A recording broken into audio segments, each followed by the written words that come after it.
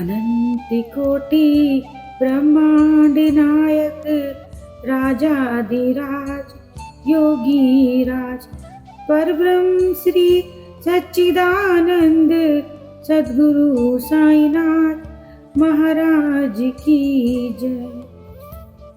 नमस्कार दोस्तों, जय साईं राम, जय श्री कृष्णा, राधे राधे। आज हम पढ़ेंगे अध्याय 11। आज के अध्याय में हम पढ़ेंगे सगुण ब्रह्म श्री साईं बाबा, डॉक्टर पंडित द्वारा पूजन, हाजी सिद्दीक़े फाल्के आदि। नंबर 1, सगुण ब्रह्म श्री साईं बाबा। ब्रह्म के दो स्वरूप हैं, निर्गुण और सगुण। निर्गुण निराकार है और सगुण साकार है। यद्यपि वे एक ही ब्रह्म के दो रूप हैं, फिर भी किसी को निर्गुण और किसी को सगुण उपासना में दिलचस्पी होती है। जैसा कि गीता के अध्याय 12 में वर्णन किया गया है, सगुण उपासना सरल और श्रेष्ठ है। मनुष्य स्वयं आकार, शरीर, इंद्रिय आदि में है, इसलिए उसे ईश्वर की साकार उपासना स्वभावतः ही सरल लगती है। जब तक कुछ काल सगुण ब्रह्म की उपासना न की जाए, तब तक प्रेम और भक्ति में वृद्धि नहीं हो सकती। सगुण उपासना से जैसे जैसे हमारी प्रगति होती जाती है, हम निर्गुण ब्रह्म की ओर अग्रसर होते जाते हैं। इसलिए सगुण उपासना से ही श्री गणेश करना अति उत्तम है। मूर्ति, वेदी, अग्नि, प्रकाश, सूर्य, जल और ब्राह्मण आदि सब उपासना की वस्तुएं होते हुए भी सद्गुरु ही इन सब में श्रेष्ठ है। श्री साईं का स्वरूप आंखों के सम्मुख लाओ, जो वैराग्य की प्रत्यक्ष मूर्ति और अनन्य शरणागत भक्तों के आश्रयदाता हैं। उनके शब्दों में विश्वास लाना ही आसन और उनके पूजन का संकल्प करना ही समस्त इच्छाओं का त्याग है। कोई कोई श्री साईं बाबा की गणना भगवत भक्त अथवा एक महाभागवत महान भक्त के रूप में करते हैं, परंतु हमारे लिए तो वे ईश्वर अवतार हैं। वे अत्यंत क्षमाशील, शांत, सरल और संतुष्ट थे, जिसकी कोई उपमा नहीं दी जा सकती। यद्यपि वे शरीरधारी थे, पर यथार्थ में निर्गुण, निराकार, अनंत और नित्य मुक्त थे। गंगा नदी समुद्र की ओर जाती हुई मार्ग में ग्रीष्म से व्यथित अनेक प्राणियों को शीतलता पहुंचाकर आनंदित करती, फसलों और वृक्षों को जीवन दान देती और जिस प्रकार प्राणियों की क्षुधा शांत करती है, उसी प्रकार श्री साईं संत जीवन व्यतीत करते हुए भी दूसरों को सांत्वना और सुख पहुंचाते हैं। भगवान श्री कृष्ण ने कहा है, संत ही मेरी आत्मा है, वे मेरी जीवित प्रतिमा और मेरे ही विशुद्ध रूप हैं, मैं स्वयं वही हूँ। वे अवर्णनीय शक्तियाँ या ईश्वर की शक्ति, जो कि सत्य, चित्त और आनंद हैं, शिरडी में साईं रूप में अवर्णित हुई थी। श्रुति में ब्रह्म को आनंद कहा जाता है। अभी तक यह विषय केवल पुस्तकों में पढ़ते और सुनते थे, परंतु भगवतगण ने शिरडी में इस प्रकार का प्रत्यक्ष आनंद पा लिया है। बाबा सबके आश्रयदाता थे, उन्हें किसी की सहायता की कोई आवश्यकता न थी। उनके बैठने के लिए भक्तगण एक मुलायम आसन और एक बड़ा तकिया लगा देते थे। बाबा भक्तों के भाव का आदर करते और उनकी इच्छानुसार पूजन आदि करने देते। वे किसी प्रकार की आपत्ति न जताते। कोई इत्र और चंदन लगाते, कोई सुपारी, पान, अन्य वस्तुएं भेंट करते और कोई नैवेद्य ही अर्पित करते थे। यद्यपि ऐसा ज्ञान पड़ता था कि उसका निवास स्थान शिरडी में है, परंतु वे तो सर्वव्यापक थे। इसका भक्तों ने नित्य प्रति अनुभव किया। ऐसे सर्वव्यापक गुरुदेव के चरणों में मेरा बार बार नमस्कार है। नंबर 2, डॉक्टर पंडित की भक्ति। एक बार श्री तात्या न्यूलकर के मित्र डॉक्टर पंडित बाबा के दर्शन के लिए शिरडी पधारे। बाबा को प्रणाम कर वे मस्जिद में कुछ देर तक बैठे। बाबा ने उन्हें दादा भट्ट केलकर के पास भेजा, जहाँ पर उनका अच्छा खासा स्वागत हुआ। फिर दादा भट्ट और डॉक्टर पंडित एक साथ पूजन के लिए मस्जिद में पधारे। दादा भट्ट ने बाबा का पूजन किया। बाबा का पूजन तो प्राय सभी किया करते थे, परंतु अभी तक उनके शुभ मस्तक पर चंदन लगाने का किसी ने भी साहस नहीं किया था। केवल एक मालसापति ही उनके गले में चंदन लगाया करते थे। डॉक्टर पंडित ने पूजन की थाली में से चंदन लेकर बाबा के मस्तक पर त्रिपुंडाकार बनाया। लोगों ने महान आश्चर्य से देखा कि बाबा ने एक शब्द भी नहीं कहा। संध्या समय दादा भट्ट ने बाबा से पूछा, क्या कारण है कि आप दूसरों को तो मस्तक पर चंदन नहीं लगाने देते, परंतु डॉक्टर पंडित को आपने कुछ भी नहीं कहा। बाबा कहने लगे, डॉक्टर पंडित ने मुझे अपने गुरु श्री रघुनाथ महाराज धोपेश्वर कर, जो कि काका पुराणिक के नाम से प्रसिद्ध हैं, वे ही समान समझा और अपने गुरु को वे जिस प्रकार चंदन लगाते थे उसी भावना से उन्होंने मुझे चंदन लगाया। तब मैं कैसे रोक सकता था। पूछने पर डॉक्टर पंडित ने दादा भट्ट से कहा कि मैंने बाबा को अपने गुरु काका पुराणिक के समान जानकर ही उन्हें त्रिपुंडाकार चंदन लगाया है, जिस प्रकार मैं अपने गुरु को सदैव लगाया करता था। यद्यपि बाबा भक्तों को उनकी इच्छा अनुसार ही पूजन करने देते थे, परंतु कभी कभी उनका व्यवहार विचित्र ही हो जाया करता था। जब कभी वे पूजन की थाली फेंक कर रुद्रावतार धारण कर लेते थे, तब उनके समीप जाने का साहस किसी में भी नहीं हो सकता था। कभी वे भक्तों को झिड़कते और कभी मोम से भी नरम होकर शांति तथा क्षमा की मूर्ति से प्रतीत होते थे। कभी कभी वे क्रोधावस्था में कंपायमान हो जाते थे और उनके लाल नेत्र चारों ओर घूमा करते थे। तथापि उनके अंतःकरण में प्रेम और मातृ स्नेह का स्रोत बहा करता था।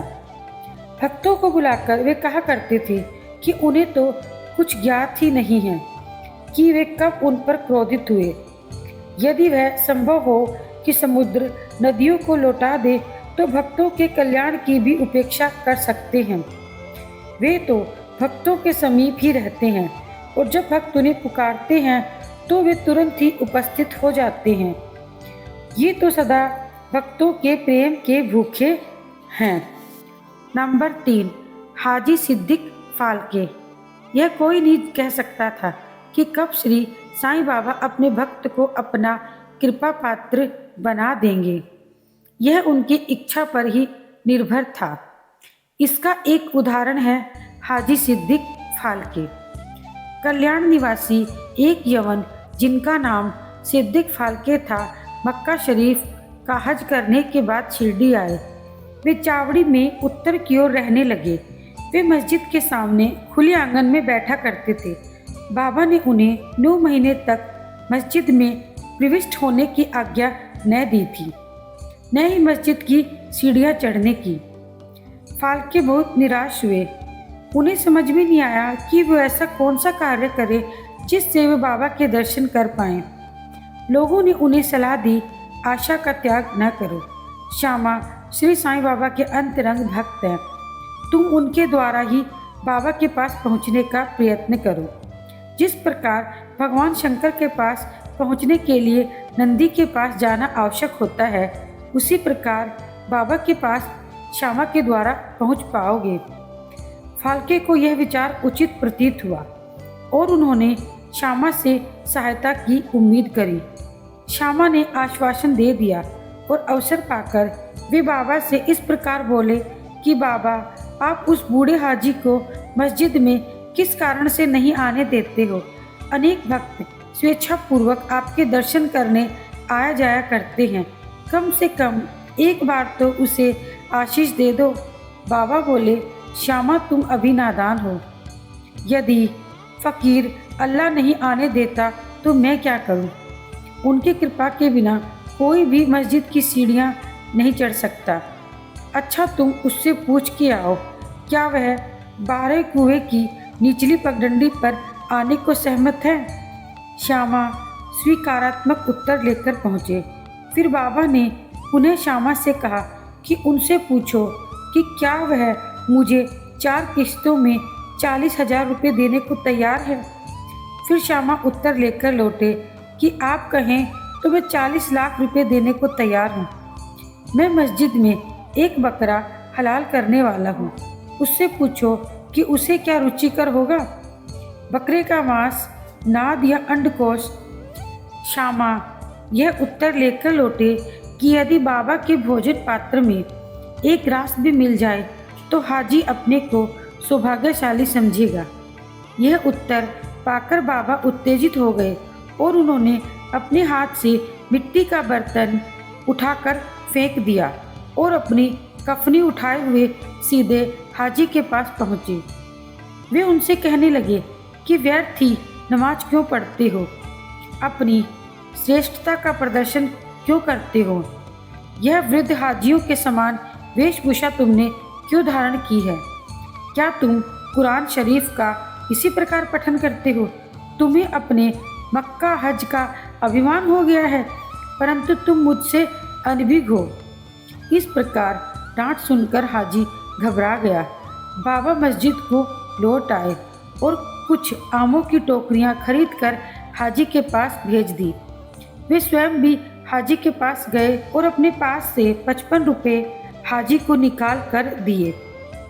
इसके बाद से ही बाबा हाजी से प्रेम करने लगे, अपने साथ भोजन करने को बुलाने लगे। अब हाजी भी अपनी इच्छानुसार मस्जिद में आने जाने लगे। कभी कभी बाबा उन्हें कुछ रुपए भी भेंट दे दिया करते थे। इस प्रकार हाजी बाबा के दरबार में सम्मिलित हो गए। नंबर 4, बाबा का तत्वों पर नियंत्रण। बाबा के तत्व नियंत्रण को हम 2 घटनाओं द्वारा समझ सकते हैं। नंबर 1, एक बार संध्या के समय शिरडी में भयानक तूफान आ गया। आकाश में घने काले बादल छा गए। बादल गरज रहे थे, बिजली चमक रही थी। मूसलाधार वर्षा प्रारंभ हो गई। जहाँ देखो वहाँ जल ही जल दिखाई देने लगा। सब पशु पक्षी और शिरडीवासी अधिक भयभीत होकर मस्जिद में एकत्रित हो गए। शिरडी में देवियां तो अनेक है, परंतु उस दिन कोई सहायता के लिए नहीं आई। इसलिए सभी ने अपने भगवान साईं से, जो कि भक्ति के भूखे थे, संकट निवारण के लिए प्रार्थना की। बाबा को दया आ गई और वे बाहर निकल आए। मस्जिद के समीप खड़े होकर उन्होंने बादलों की ओर दृष्टि कर गरजते हुए शब्दों में कहा कि बस शांत हो जाओ। कुछ समय के बाद वर्षा का जोर कम हो गया और पवन मंद मंद पड़ गई तथा आंधी भी शांत हो गई।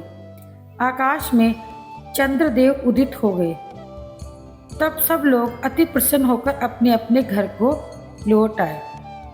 नंबर 2, एक अन्य अवसर पर मध्याह्न के समय धूनी की अग्नि इतनी प्रचंड होकर जलने लगी कि उसकी लपटें ऊपर छत तक पहुंचने लगी।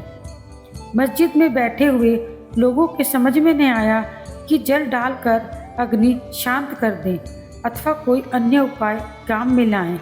बाबा से पूछने का साहस भी किसी में नहीं हुआ, परंतु बाबा शीघ्र परिस्थिति को जान गए। उन्होंने अपना सटका उठाकर सामने के खंभे पर बलपूर्वक प्रहार किया और बोले, नीचे उतरो और शांत हो जाओ। सटके की प्रत्येक ठोकर पर लपटें कम हो गई और कुछ ही मिनटों में धूनी शांत और यथापूर्वक हो गई। श्री साईं ईश्वर के अवतार हैं। जो उनके सामने नत होकर उनके शरणागत होगा, उस पर वे अवश्य कृपा करेंगे। जो भक्त साईं बाबा की कथाएं प्रतिदिन श्रद्धा और भक्ति पूर्वक पठन करेगा, उसका दुखों से शीघ्र ही छुटकारा हो जाएगा। केवल इतना ही नहीं, वरन उसे सदैव श्री साईं चरणों का स्मरण बना रहेगा और उसे अल्पकाल में ही ईश्वर दर्शन की प्राप्ति होकर उसकी समस्त इच्छाएं पूर्ण हो जाएंगी और इस प्रकार वह निष्काम बन जाएगा। इसी के साथ आज का अध्याय यही समाप्त होता है। जय साईं राम।